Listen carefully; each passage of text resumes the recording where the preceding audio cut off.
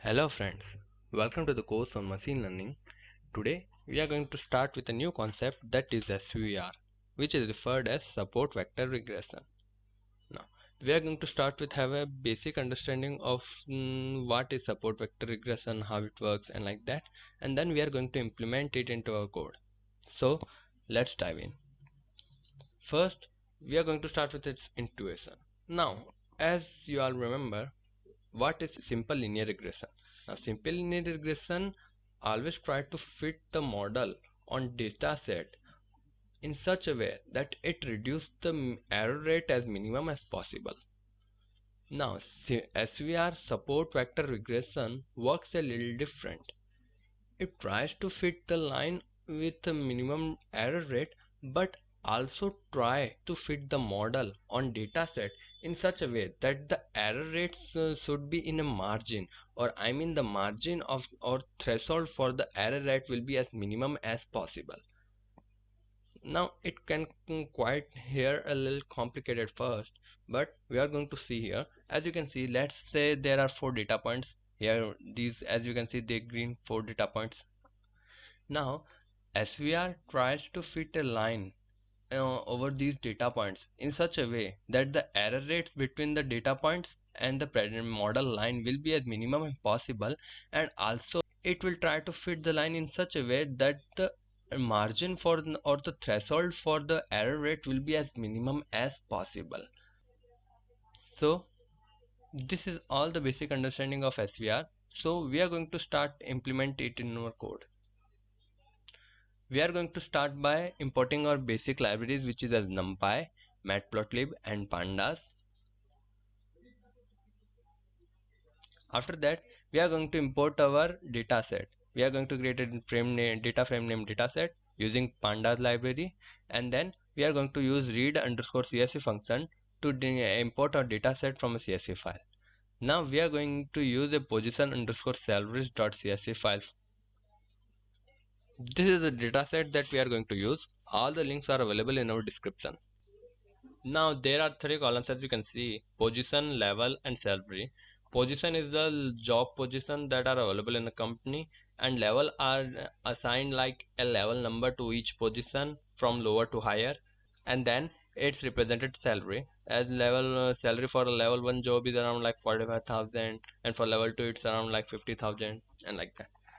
We are going to use SVR to create a machine learning model that is going to predict the salary for a certain level of job, so and which can be used, for example, in like a recruitment. When a new person apply for an interview or for a job, I worked at the level or a position at this and have had the salary around like this. So in this way the company will, or I mean the recruiters will know that the person is bluffing or telling the truth, because they will have a machine learning model which will predict the salary of the certain level. Now we are going to implement the model in our code. So first we are going to import a data set. Now as you can see here, this is a data frame that we created as a data set. Now we only need the two variables from here. First is the independent variable, that is level, and second is the salary, that going to be our independent variable. So first we are going to create our independent variable x using dataframe.ilog method, and then in the square bracket we are going to pass colon for all the rows, and then we are going to pass from starting index to the ending index. So here in our data frame, starting index is level 1 because we required the level for our independent variable, and then ending index will be for -1 because we doesn't require the last column of our data frame. So it's going to return an array only of level from 1 to 10. So let's try to execute this line of code. As you can see here, this is we created an independent variable x of a column level of our data frame.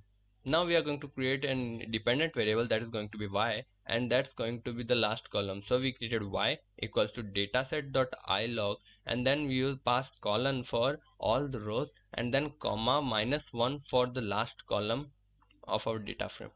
So executing this line of code, you can see that we created an independent variable y, and that's all about the salary from a data frame. But as you can see here, the size or shape of y is 10 comma, that's a vector. We require it to be an array, so we are going to reshape our variable, dependent variable y. So we are using y equals to y dot reshape. We are going to use y is equal to y dot reshape, and then in reshape we are going to pass the new shape that is going to be length of y comma 1. So it's going to create a one column array. Now as you can see here, the type changes from 10 comma to 10 comma 1. Now after that we are going to pre-process our data set.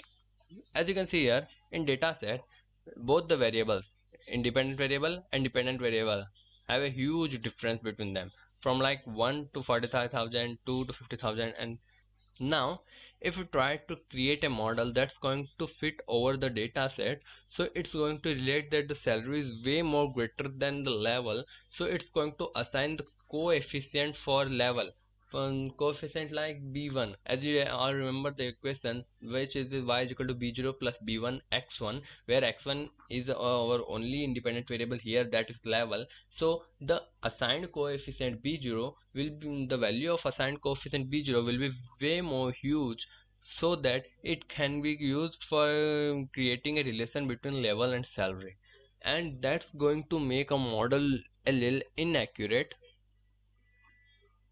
So we are going to start apply feature scaling. Now we have seen the concept of feature scaling in data pre-processing section. So we are just going to implement the process of feature scaling. So we are going to start with the importing the standard scalar from sklearn.preprocessing, and then we are going to create two different objects for independent variables, so that we can pre-process both, so that we can pre-process or I mean apply feature scaling to both the variables and independent variable x and y. So we are going to create two objects of standard scalar.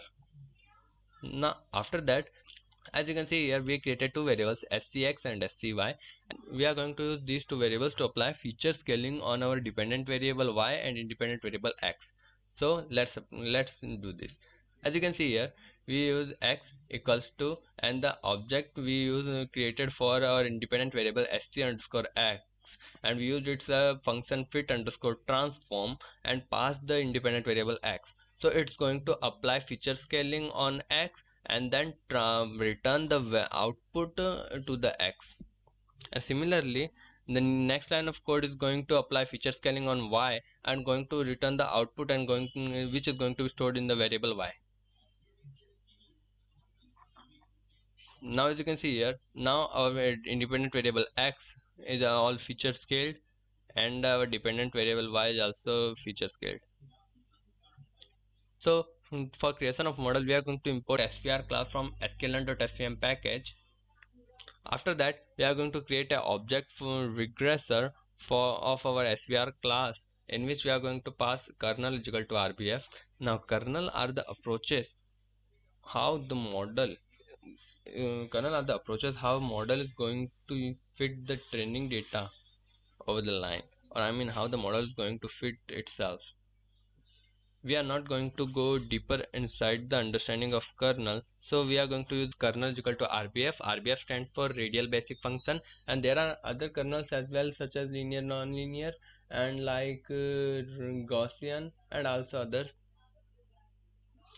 So let's create our model and create a regressor by executing this line of code. Now we created a regressor of SVR regression. Now we created our model. We are going to fit it in our data, that is x and y. As we have limited amount of data, so we are going to fit the model on the whole data. So we are going to use regressor.fit function and going to pass the data variables, which is independent variable and dependent variable x and y. After fitting it into our data, let's try to make a prediction for around like level 6. First we use sc underscore x dot transform, so that we can apply feature scale to the input that we are passing here. So it's going to be passed into a model in a feature scaled manner. So we, as you can see here, we created an 2D array from two square brackets, and inside we passed value 6, and then we passed it to the standard scalar object for independent variable, and then use dot transform to apply feature scaling on the value 6, and then we use a regressor.predict function so that we can make a prediction on the value. And now the output will be also in the feature scale manner, so we are going to inverse transform it back to our value. So we are going to use the object as of standard scalar for dependent variable, and going to use dot inverse transform function, and then going to assign the value that's going to be returned from the prediction. So this is going to make prediction for the value level 6, and going to return the salary at the level 6. So as you can see here, it make a prediction of salary of around like 1,45,000. So let's see in our data set. For level 6 the salary is around like 1,50,000, so it's make a quite great prediction. Now after that, let's try to visualize it in our code. So first we are going to scatter the data points, and then we are going to plot our model by its prediction. So let's try it. First we use plt.scatter to make scatter of data points, and then we passed x and y. Now as you may have remember, we have applied a feature scaling over x and y, so we are going to inverse transform back them to their original values. So we are going to use the respective standard scalar object scx and scy, and then going to use inverse transform function to transform them back to their original values, and then we are going to pass x and y into them. And let's say we assign a color equals to red for the scatter. Now let's make plot for our predictions. So we are going to use plt.plot. Now similarly, as you can see here, we did the same thing. We passed an independent variable x into an inverse function transform function of standard scalar object for the x, and then we are going to pass the prediction of for the following x. So we are going to make our model regressor.predict function, and then we are going to pass x inside it, and then we are going to make a plot over the prediction. So we need to inverse transform it back to the original value of dependent variable. So we are going to use sc underscore y and dot inverse transform function over its prediction, and then let's say we assign the color equals to blue for this. Let's say we assigned a title for our plot, and then we assigned x label and y label for the x-axis and y-axis, and let's say we use plt.saw to display our plot. Now as you can see here, this is a plot that we just created. As you can see, this is the position level, this is the salary, and these are the data points that are available here, and the blue lines are the line for our model prediction from starting to index. As you can see, for the last position, it's not making quite great prediction because there will be a huge error rate. Now it's because that we used RBF kernel. Now RBF kernel uses method to fit the data point by using its neighbor data points also. So to fit this data point, it's going to use its neighboring data points, which will be this and this. But for this, the next neighboring data point is not available, so it's not going to fit the line over it quite well. Now after that, as you can see, these lines are kind of straight. We need in order to increase the dimension or increase the resolution for the curve, we are going to use a new method. Now first we are going to create a new array xgrid, and then which will going to be created from np.arrange function, in which we are going to pass a range of x, which will be minimum of x and maximum of x, and we use the same inverse transform method so that we can we can apply inverse transform to the feature scale variables. So it's going to create a array from minimum value to the maximum value with a difference of 0.1. So after executing this line of code, as you can see here, we created a variable xgrid from 1 to maximum value, which is 10, with a difference of 0.1. 1, 1.1, 1.2, 1.3, 1.4, and like that. And now we are going to use the same functions from above. I mean, we are going to make prediction over this instead of just x, as contains the value from 1 to 10. But we also, if we make a more prediction of around like 1.1, 1.2, 1.3, so its going model is going to make prediction for that level also, and there will be various sum, so it will increase the resolution of our curve. So now, as you can see, x grid is an also a vector. Similar as we have did in the y, we have to reshape it. So we are going to use x grid dot reshape and then pass length of x grid comma 1. Now after executing this line of code, it's going to create a 2D array of one column with all the values from 1 to 10 with the difference of 0.1. Now after that, we are going to use the same, we are going to scatter the data points of our data set. So we are going to use plt.scatter and then going to pass inverse transform of x and inverse transform of y, and we are going to set the color equals to red.